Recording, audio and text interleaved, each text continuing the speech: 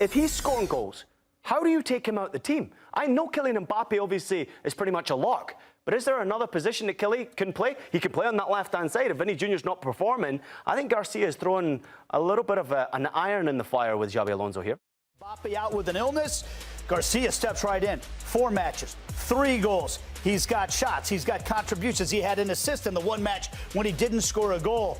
Has he been the biggest star, or at least surprise star, for Real Madrid in this competition? Well, he's been the only player to directly contribute to a goal in all 4 of his matches so far in the FIFA Club World Cup. I think I'm very impressed with his movement. I'm very, very impressed with his timing. Obviously, his finishing has been pretty exceptional. I mentioned already he got an assist in that one game that he didn't score. But at 21 years old, and understandably, you've got to wait for that moment to get into the first team, Nate. You have to wait for an injury or an illness or whatever it may be for your chance to shine. And for him to really step up and be the hero in a game like this. Now, many people will say Club World Cup and still trying to figure out what is this tournament. No.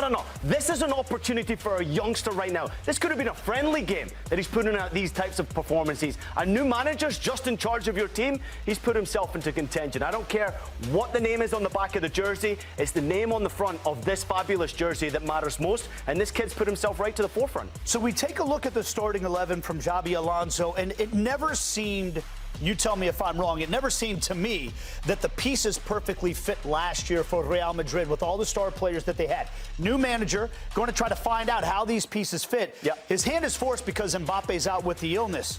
Is Garcia giving him something to think about when it comes to who's going to be a fixture in that attack for Real Madrid this year? Well, he's not the only one. I think Garcia is also doing the same thing on the left-hand side. I mean, very solid performance from Huijsen at that backline. I thought he was exceptional. I thought Fede Valverde was once again absolutely brilliant. Let's just put this into perspective. Every single player right now for Real Madrid is on trial at that football club. If you want to play in the first 11, you've got to do the business not only in friendly games and pre-season. This is an opportunity for them right now in a major competition style to be able to showcase exactly who you are and what you mean to Real Madrid and what you can do for Xabi Alonso going forward. So to see a 21-year-old being the one that we're talking about coming after a game like this is pretty special. But this was a solid performance. There's more room for improvement clearly from Real Madrid. But I think it was a very job well done type of performance from Madrid. They should have scored more goals. Bukaty was unbelievable in Juventus' goal. Man. He was exceptional. But I do think that Real Madrid will be very pleasantly pleased with that type of a performance and a surprising match winner once again. One player who we were commenting on, though, who maybe didn't have such a great match for Real Madrid was Vinicius Jr. He got himself in a lot of dangerous positions, but seemed a little indecisive from time to time. What did you make of his performance? You know, I don't necessarily agree with the wordage there. I do agree with you that he can do more, he can do better. I think I would probably word it as he surprised me with his performance. Very active, very busy, wanted the ball. That's what I want to see from Vinicius Jr. He's an excellent player, he's an excellent dribbler. He gets himself into perfect positions to take shots. The one area surprised me was how poor his shots were and the fact that he didn't shoot more. Right. I mean, he was in prime position for goal after goal, for attempt after attempt, and sometimes was looking for the pass rather than the shot on goal himself. Maybe from the acute angle that he was coming in from that left-hand side. But I thought he was pretty good, and I thought he was actively involved in the game enough to say, you know what, I'm really showcasing myself also. I want to be a part of this project going forward for Real Madrid, and once again showcasing his true talent. But that one area that I think needs improvement from Vini Jr. is just that finishing. He's a quality player. He can still have a major impact on this competition between now and obviously the end of it. But here's another thing I'm going to throw at you, Nate. Now, you let me know if I'm going crazy here. When you've got another youngster who's scoring goals, obviously Kylian Mbappe's left the opportunity for Gonzalo Garcia to come in and score goals. If he's scoring goals, how do you take him out the team? I know Kylian Mbappé obviously is pretty much a lock.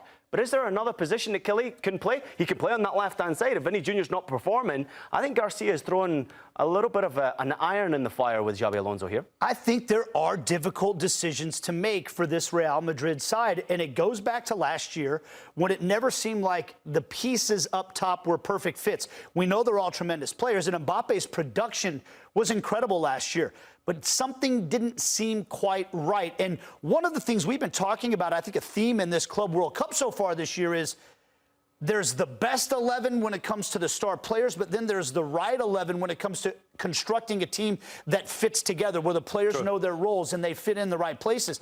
And I think Xabi Alonso has some decisions to make in that regard. And that's another theme as well, Ian, is in terms of new coaches with new teams. Yeah. And how much can they use this Club World Cup to make some of those decisions right now?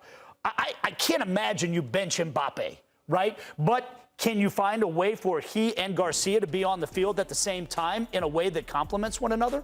I think you better maybe be careful with what you're saying, because what Xabi Alonso has proven to us in the past already in his young managerial career is that the hottest hand will play. Right. It's not necessarily the pressure he feels. Remember, this guy's been there and done it as a player. He's learning the trade as a coach now, understandably so. He's come through a remarkable time at Leverkusen in Germany where he had tremendous success and gained respect enough to get this type of a job. Why is he in this job in the first place?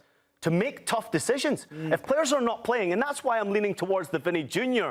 performance, you know, he needs to continue to be a bit more selfish as far as I'm concerned to stay in that team. Because if you've got a youngster like Garcia who's scoring goals, Kylian Mbappé can play on the left-hand side, Kylian Mbappé can float wherever he wants, and it gives Gonzalo Garcia an opportunity to go play wherever he wants. The formation was interesting. The three-back line obviously has been something that we know he is familiar with in Germany. Obviously, it was been changing as the competition's going on. But I'm very impressed once again. I mean, and sometimes you will see this from Real Madrid next campaign as well. From the end of this tournament to the next season, you will see him go from tactical formation, from a back three to a back four. He'll sometimes play with back twos and allow players to push forward and have that freedom to do so, especially if you give them too much respect. And I thought in stages of the game, Juve showed a little bit too much respect to them. Well, let's talk about Juve for a moment here, because they did have a couple of big chances in the first half of the match that went begging. Kolo Muani had the best chance of all. Scored. Yeah, and it just goes over the bar. Igor Tudor's had more of a run-up to figure out what he wants to be with his team, because he's had them for a little while longer. I was a little surprised he didn't go to his bench a little sooner in the second half of this match. What did you make of Juve's performance in this game? Yeah, I thought obviously they had their opportunities, the best one you pointed out there. I think when Kolo Muani went through, he was running at pace, then tried to chip the goalkeeper. Probably the wrong decision. It would have been better to just slot that one in the bottom corner. It was certainly open there for him. Excellent performance from Di Gregorio. He was outstanding on the day. You know, he made 10 saves in the game, which I think is not far away from Bono's performance against Manchester City for Al Hilal. So outstanding record numbers right there from Di Gregorio. And he kept him in the game because I think they had 11 shots on target overall. But I think it was a very interesting performance. Tudor's got this team performing well. They're difficult to beat. They're difficult to score goals against. But that firepower, that electricity, that confidence, that belief in the final third, just getting the job done is the biggest problem for me. But there was enough there to say that Juventus have got a lot to be looking forward to and a lot to be excited about for next season, that's for sure. And I'm wondering how much credit we give Real Madrid because of the way they closed that game out as well. Once they took the lead, they just didn't give up much to Juventus the rest of the way. It was a different story for Manchester City going up against Al Hilal, a back-and-forth matchup.